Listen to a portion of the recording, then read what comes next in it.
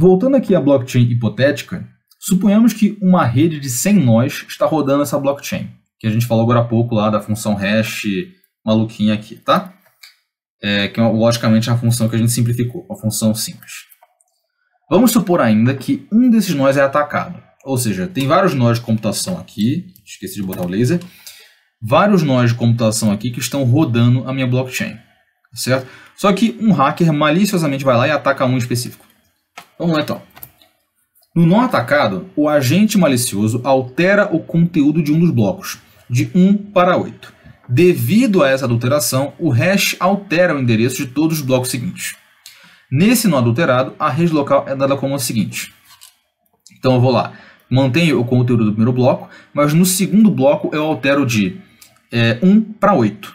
Tá certo? Bom, aplicando a função de hash para todos os blocos, o que eu vou ter que fazer? Eu vou ter que pegar o conteúdo do bloco atual, levar ao quadrado, somar com o endereço, e isso gera o próximo endereço. Então 8 ao quadrado vai dar 64, mais 26, aqui, 8 ao quadrado dá 64, mais 26, isso dá isso, 110, certo? 110. 110. 10 ao quadrado mais 110, 210, e assim por diante. Eu vou ter que aplicar o hash em cada um dos blocos. Então o bloco anterior ao primeiro, com o endereço adulterado, é o bloco hackeado. No momento em que os provedores detectarem a discrepância entre os endereços e ou conteúdos armazenados do bloco, ele tem uma decisão a tomar. Qual blockchain é verdadeira? Ou seja, qual blockchain é de verdade? Quando um algoritmo, quando um consenso, quando um provedor, quando um leitor robotizado, ele pega essa blockchain ou essa blockchain, como que ele sabe qual que ele sabe que é a de verdade? Como que ele sabe que essa é a verdadeira e não a outra? O que ele tem como critério de desempate para saber que essa é a verdadeira e essa é a maliciosamente adulterada? Bom, como o hacker não só adultera o conteúdo do endereço 26, ou seja, desse daqui, mas para que ele consiga armazenar os dados, ele tem que fazer todo esse trabalho para cada um dos blocos. Porque aqui antes, como ele adulterou o conteúdo aqui do bloco de endereço 26, ele também gera um novo endereço, que é o 110. Só que para isso, ele vai ter que o quê? Para ele conseguir escrever toda a blockchain como ele quer escrever, ele tem que continuar o serviço. Ele não pode parar aqui, porque senão a blockchain vai ter 2 blocos só, e é fácil ver que ela foi toda cagada. Então, o que ele faz? Ele vai ter que, é o que a gente chama de minerar, né? Ele vai ter que minerar todos os blocos. Ele vai ter que, assim que ele achar o endereço de cada um dos blocos por essa função de criptografia, ele vai escrevendo o que ele quer escrever. Ah, não, eu quero que aqui seja 10 e não tal 2. Eu quero que aqui seja 90, enfim. Ele vai escrevendo os conteúdos que ele quer escrever na rede, falsificados, logicamente, e ele vai ter que achar os próximos endereços. Achar o próximo endereço é resolver a função de criptografia, e isso é muito difícil de fazer. No nosso caso, é simples, mas para funções realmente usadas, né, como a SHA-256 ou a QK-256, é bem difícil. Então ele precisa fazer o quê? Assim que ele adulterou um conteúdo, não só ele vai ter que achar o próximo endereço para poder escrever o próximo conteúdo, como fazer isso para todos os próximos blocos. E isso é muito custoso. Então, como o hacker não adultera somente o conteúdo do endereço 26, mas também precisa encontrar os novos endereços provocados pela sua alteração e preencher tais endereços com os conteúdos da rede anterior, ele precisa, isso aqui eu já explico, ele precisa de um tremendo esforço computacional para fazê-lo. Isso aqui eu escrevi, preencher tais endereços com os conteúdos da rede anterior, na seguinte lógica: se ele quiser manter esses conteúdos 10 e 9, porque às vezes você só quer fazer o seguinte, às vezes você é um hacker e vamos supor que tem uma transação ali que fala: A deu $100 para você. Você é o hacker no caso. Então fala: João deu $100 para você. Aí você quer falsificar isso. Você quer falsificar e colocar aqui na rede, ao invés do fato dele ter te dado $100, ele te deu $1 milhão, por exemplo. Lógico, aqui é diferente. Aqui é 1, eu troquei para 8, né? Troquei de 1 para 8. Mas eu só quero adulterar isso. Eu só quero adulterar essa transação. O resto eu não quero adulterar. Até para que leitores externos não fiquem com o olho meio aberto. Porque se eu adulterar todos os blocos em seguida, adulterar todos os próximos blocos, fica muito mais na cara que está adulterado. Então eu quero só adulterar esse pedacinho e o resto eu vou manter igualzinho. Eu vou colocar 10 aqui, 9 aqui, enfim, eu vou adulterar bonitinho. Vou tentar fazer o máximo possível para parecer que tem nada de errado. Então eu só adultero o segundo bloco, mas eu vou escrevendo 10, 9, enfim. Mesmo que eu queira manter os conteúdos dos blocos anteriores, tirando o que eu quis adulterar, ainda assim eu tenho que achar os próximos endereços.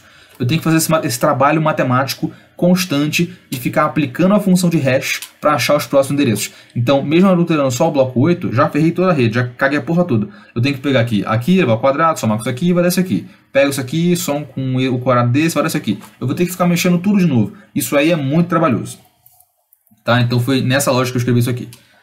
De qualquer maneira, ele vai precisar de um senhor esforço computacional para fazê-lo. Vai ser muito custoso. As funções de criptografia SHA e QCAC são muito trabalhosas. O cara vai ter que, assim, vai ter que ter um armazém de mineração para conseguir fazer tudo isso aí. E só para um provedor, para o resto nem se fala.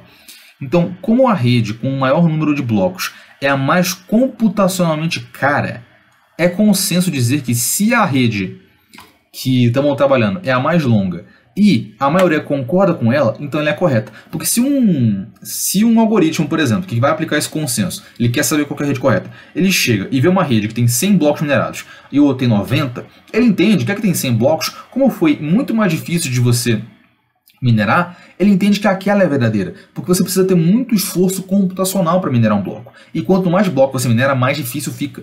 Então ele vai entender, eu tenho uma rede com 100 blocos e uma com 90. As 90, porque eu ainda estou minerando os blocos, eu ainda estou minerando vários blocos aqui, né? Estou minerando com o tempo. Pô, essa aqui que eu estou minerando, que é a falsificada, tem 90 blocos. Enquanto a original, que é essa daqui, tem 100 blocos, por exemplo. Então essa é a correta. Essa aqui é que eu vou acreditar. Mas ele não leva só isso em conta. Ele também leva em conta o seguinte fato, que se a outra rede, que tem 100 blocos, tem 99 servidores no mundo, dizendo que essa é a rede correta, e um servidor apenas, com a rede de 90 blocos, dizendo que não, é essa aqui que é a correta, né, porque essa aqui é a que o hacker malicioso foi lá e infectou, qual que você vai confiar? A rede em que 99 caras falam que é a correta, ou a que somente um maluco fala que é a correta? Entende a brincadeira? Você vai pela lógica da maioria. Esse é o consenso Nakamoto. É você escolher a rede mais longa e a rede com maior consenso. Por isso que é chamado de consenso Nakamoto. Aqui eu também coloquei um link, tá? Sempre que tiver laranjinha assim, ó, laranjinha dessa maneira aqui, é que eu botei um link para você clicar, tá? Então, caso queiram ver um pouquinho mais sobre o consenso Nakamoto, vale muito a pena. Bom, o consenso Nakamoto e a descentralização dos nós de computação da rede garantem a inviolabilidade da blockchain. Porque, bom, você sempre vai ter a maioria indo contra o hacker. E isso é algo muito bom. Logo, como a rede só possui função de adicionar blocos e qualquer violação é impossível, você consegue garantir os 3 princípios daqui para frente com a blockchain, que é imutabilidade, não tem como você mudar a blockchain. Segundo, resistência à censura ou inviolabilidade, porque um sensor que quiser suprimir uma informação, ele não consegue suprimir, ou quiser trocar uma informação, ele não consegue, apagar um bloco, não consegue, etc. E por fim, descentralização. Porque se eu coloco vários servidores descentralizados diferentes para rodar uma mesma informação, não tem uma entidade apenas que está rodando esses dados. Várias pessoas estão ao mesmo tempo. E isso é fenomenal para garantir que não tem apenas um banco ou apenas um governo que dita a verdade dos dados que foram transacionados naquela estrutura de dados. Várias pessoas descentralizadamente estão concordando com aquela informação. Logo, ela é mais verídica, ela é mais confiável. E para uma discussão mais detalhada, eu sugiro esses 2 vídeos aqui. Um é o do 3Blue1Brown, ele é muito bom, vale muito a pena. Tá? Ele explica direitinho como é que funciona o Bitcoin, toda a estrutura de blockchain, toda a lógica dos blocos encadeados. É o que eu falei aqui, mas ainda mais detalhado. Vale muito a pena. Bota no 2x, é primoroso, é um vídeo muito bom. E o outro é Introdução ao Blockchain, uma demonstração visual, que fala basicamente o que eu falei aqui na lógica dos hashes. Tranquilo? Vale muito a pena, é bem interessante. Bom, aqui eu vou falar do ataque do 51%, ele é bem simples, que é uma vulnerabilidade que redes que estão sob o consenso Nakamoto podem sofrer. Bom, existem sim alguns riscos teóricos ao blockchain, só que geralmente elas acontecem em redes menores, redes de pequeno porte. Redes como Bitcoin, Ethereum, Polygon, etc. Dificilmente passam por esses riscos, devido ao tamanho e ao tamanho das próprias redes e a protocolos diferentes que elas possuem. Mas um risco que é muito válido de conhecer é o ataque dos 51%, que também linkei aqui para você dar uma olhadinha, tá? Que é o seguinte, caso uma rede seja pequena, se ela tenha 6 nós de computação, 10, 12, enfim, e a sua função de hashing seja trivial, seja que nem a função que eu montei agora há pouco, né, do quadrado do conteúdo com a soma do endereço, fosse um negócio muito simples ou pouco difícil de trabalhar, um hacker malicioso ele pode se utilizar de um arsenal computacional para deter mais de 51% dos nós de computação. E por que isso é muito problemático? Porque o Consenso Nakamoto ele pega pela maioria. Ele fala, pô, eu tenho, sei lá, tenho 10 nós de computação. 6 falam que a rede X é a correta e 4 falam que a rede Y é a correta. Bom, eu vou pegar a rede X então. Só que se o hacker ele hackeia 6 nós de computação, ele conseguiu rerotear a rede inteira para o que ele quer que seja verdade. Por isso que redes pequenas dificilmente trabalham, ou deveriam trabalhar, com consenso Nakamoto pura e simplesmente. Agora, redes grandes, com centenas de nós de computação, aí é tranquilo.